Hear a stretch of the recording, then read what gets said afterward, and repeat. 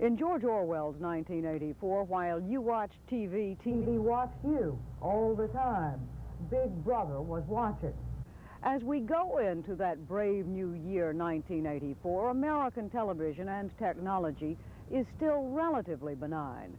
But a Lou Harris poll taken last fall shows a huge majority of Americans, 84% of them, think government may someday use closed-circuit television to document compromising activities of many individuals. According to the poll, 70% of the public think it likely the U.S. government will one day use confidential information to intimidate people. Information collected by computers. Most are convinced that it would be easy, no problem at all, to put together a file on them that contains all their credit information, employment records, phone calls, where they've lived over the past 10 years, and by 78 to 20%, a solid majority of the American people believe such a master file would make them feel their own privacy was indeed being violated.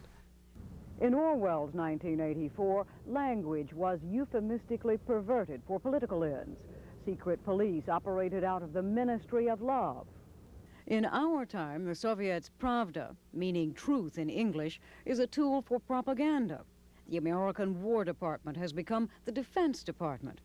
The bloody invasion of Lebanon was called Operation Peace in Galilee by the invading Israelis. Tax hikes are called revenue enhancements, and a new nuclear missile is called the Peacekeeper.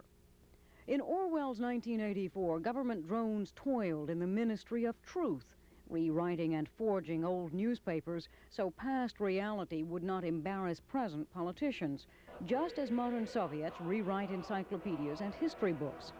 Even in a democracy, some leaders would like to rewrite history. And one of our prime objectives in the actual invasion. And incidentally, I know your frequent use of the word invasion. This was a rescue mission. When Harris pollsters asked the public how close we really are to the sort of tyrannical invasion of privacy described by Orwell, 70% answered Big Brother is approaching. 60% of the congressional and business leaders who were polled disagreed, said Big Brother isn't close at all. By any measure, they're far less alarmed, far less, I'll put it bluntly, I think they're far less alerted to the dangers and the risks of going into this new information computerized era than the people are. And all I can say is it's not the first time that we found the public well ahead of its own leadership. Orwell had thought about calling his book The Last Man in Europe, but when he finished writing it in 1948, he apparently flipped the numbers around on a whim and gave the world a new shorthand for totalitarianism. George Orwell's 1984 is not a prophecy for a particular year. 1984 is a nightmare that could happen any year. Mary Tillotson, CNN, Washington.